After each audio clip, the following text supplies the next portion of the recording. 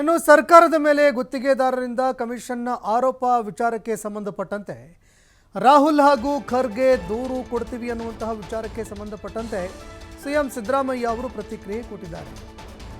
ಗುತ್ತಿಗೆದಾರರು ಕಮಿಷನ್ನ ಆರೋಪ ಮಾಡಿದ್ರು. ರಾಹುಲ್ ಗಾಂಧಿ ಮಲ್ಲಿಕಾರ್ಜುನ್ ಖರ್ಗೆಗೆ ದೂರು ಕೊಡ್ತೀವಿ ಅಂತ ಕೂಡ ಎಚ್ಚರಿಸಿದರು. ಈ ಸಂಬಂಧ ಸಿಎಂ ಸಿದ್ದರಾಮಯ್ಯ ಪ್ರತಿಕ್ರಿಯೆ ಕೊಟ್ಟಿದ್ದಾರೆ. ನಾವು ಹಣಕಾಸಿನ ಪರಿಸ್ಥಿತಿಯನ್ನು ನೋಡಿಕೊಂಡು ಹಣ ಬಿಡುಗಡೆ ಮಾಡ್ತೀವಿ. ಹಣ ಬಾಕಿ ಉಳಿದಿದ್ದು ಯಾರಿಂದ ಅಂತ ಸಿಎಂ ಸಿದ್ದರಾಮಯ್ಯ ಗರಂ ಆಗಿದ್ದಾರೆ. ಬಜೆಟ್ನಲ್ಲಿ ಹಣ ಇಡದೆ ಟೆಂಡರ್ ಕರೆದು ಕೆಲಸ ಶುರು ಮಾಡಿದ್ರು.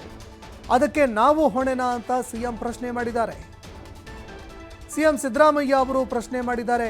ಗುತ್ತಿಗೆದಾರರಿಗೆ ಏಪ್ರಿಲ್ನಲ್ಲಿ ಹಣ ಬಿಡುಗಡೆ ಮಾಡ್ತೀನಿ ಅಂತ ಹೇಳಿದ್ದೀನಿ. 30,000 ಕೋಟಿ ಬಾಕಿ ಇದೆ. 15,000 ಕೋಟಿ ಕೊಡಿ ಅಂತ ಹೇಳಿದ್ದಾರೆ. ಆದರೆ ಅಷ್ಟೆಲ್ಲ ಕೊಡೋದಕ್ಕೆ ಆಗೋದಿಲ್ಲ. ಎಷ್ಟು ಸಾಧ್ಯ ಆಗತ್ತೆ ಅಷ್ಟು ಕೊಡ್ತೀವಿ. ವಿಧಾನಸೌಧದಲ್ಲಿ ಸಿಎಂ ಸಿದ್ದರಾಮಯ್ಯ ಸ್ಪಷ್ಟೀಕರಣ ಕೊಟ್ಟಿದ್ದಾರೆ. ಭೇಟಿಯಾಗಲಿ, ನಮ್ದೇನು ತಕರಾರಿಲ್ಲ. ಯಾರನ್ನ ಭೇಟಿ ಆಗೋದಕ್ಕೂ ನಮ್ದೇನು ವಿರೋಧ ಇಲ್ಲ. ಬಟ್ ನಮ್ಮ ಹಣಕಾಸಿನ ಪರಿಸ್ಥಿತಿ ನೋಡ್ಕೊಂಡು ಕೊಡಬೇಕಾಗ್ತದೆ. ಬಾಕಿ ಎಲ್ಲ ಉಳ್ಕೊಂಡದ್ದು ಯಾರಿಂದ? ಇವರು ವಿರೋಧ ಮಾಡೋರ ಹಣ ಹಿಡಿದೇವ್ರು ಅದಕ್ಕೆ ಸರ್ಕಾರ ಬಿಡುಗಡೆ ಮಾಡಿದ್ರೆ ರಾಹುಲ್ ಗಾಂಧಿಗೆ ಮಲ್ಲಿಕಾರ್ಜುನ್ ಖರ್ಗೆ ಕೊಡ್ತಿರೋದು ಒತ್ತಡ ಹಾಕ್ಲಿಕ್ಕೆ ಸರ್, ಒತ್ತಡ ಹಾಕಕ್ಕೆ ಕಂಪ್ಲೇಂಟ್ ಕೊಡ್ತೀವಿ ಅಂತ ಹೇಳ್ತಾರೆ ಅವರು. ಯಾರಿಗಾರ ಕಂಪ್ಲೇಂಟ್ ಕೊಡ್ಲಪ್ಪ, ಹಣಕಾಸು ಪರಿಸ್ಥಿತಿ ನೋಡ್ಕೊಂಡೆಲ್ಲ ಕೊಡೋದು. ನಾವು ನಮಗೆ ಕೊಡಬಾರ್ದು ಅಂತಲ್ಲ, ಹಣಕಾಸಿನ ಪರಿಸ್ಥಿತಿ ನೋಡ್ಕೊಂಡು ಕೊಡ್ತೀವಿ. ಕಮಿಷನ್ ಆರೋಪವನ್ನು ಕೂಡ ಮಾಡಿದ್ರು ಸರ್. ಅಧಿಕಾರಿಗಳ ಮಟ್ಟದಲ್ಲಿ ಕಮಿಷನ್ ಇದೆ ಅಂತ, ಅಧಿಕಾರಿಗಳ ಮಟ್ಟದಲ್ಲಿ ಬಿಲ್ ಬಿಡುಗಡೆಗೆ ಕಮಿಷನ್ ಇದೆ ಅಂತ ಹೇಳಿದ್ದಾರೆ. ಯಾರು ಗುತ್ತಿಗೆದಾರ ಕೊಡಬೇಡ, ಅವರು ಯಾಕೆ ಕೊಡ್ತಾರೆ? ಕೊಡೋದು ಬೇಡ. ಈ ಲಂಚ ತಗೊಳ್ಳೋನು ಅಪರಾಧಿ ಅಲ್ಲ, ಲಂಚ ಕೊಡೋನು ಅಪರಾಧಿನೇ ಅಲ್ವಾ?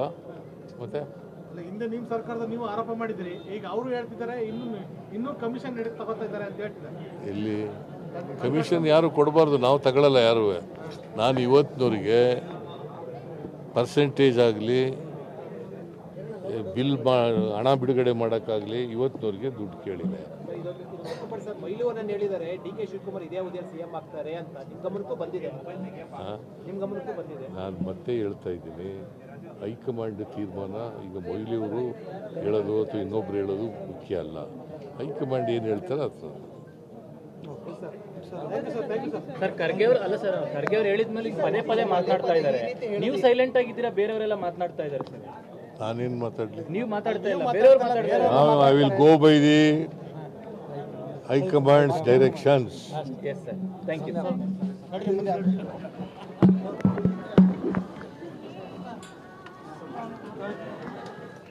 ಹಣಕಾಸಿನ ಪರಿಸ್ಥಿತಿ ನೋಡ್ಕೊಂಡು ಕೊಡ್ತೀನಿ. ಏಪ್ರಿಲ್ನಲ್ಲಿ ಕೊಡೋಣಪ್ಪ ಅಂತ ಹೇಳಿದ್ದೀನಿ ಹೊರತು ಅವರು ಹೇಳಿದ ರೀತಿಯಲ್ಲಿ ಅವ್ರು ಏನಂತ ಕೇಳಿದ್ರು ಅಂತಂದರೆ 30,000 ಬಾಕಿ ಇದೆ.